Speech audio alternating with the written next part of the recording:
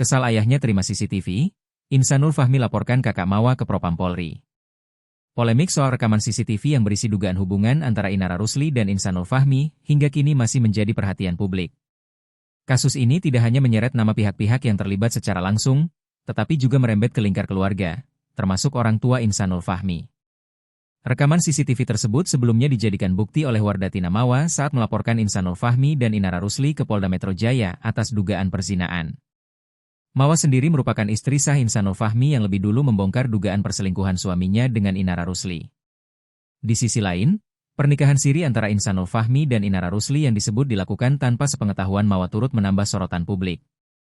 Seiring bergulirnya proses hukum, asal-usul rekaman CCTV yang berada di rumah Inara Rusli pun dipertanyakan. Rekaman tersebut diduga diberikan oleh seseorang kepada pihak Mawa untuk dijadikan alat bukti.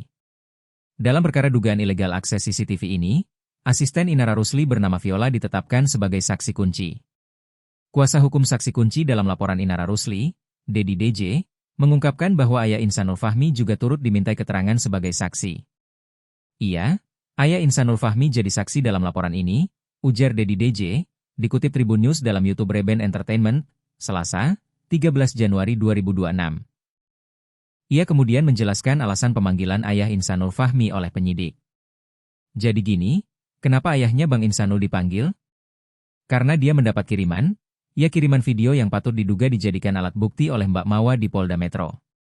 Maka kita sudah menjelaskan, papanya Insanul juga sudah menjelaskan, bahwa bukti itu merupakan kiriman dari inisial N, yang notabene inisial N itu adalah abang kandungnya Mawa yang berstatus sebagai pegawai Polri.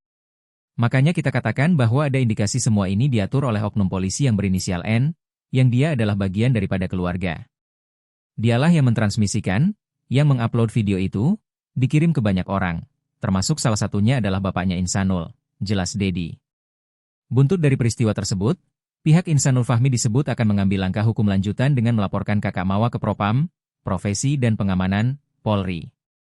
Saat disinggung mengenai waktu pelaporan ke Propam Polri, kuasa hukum pun memberikan gambaran.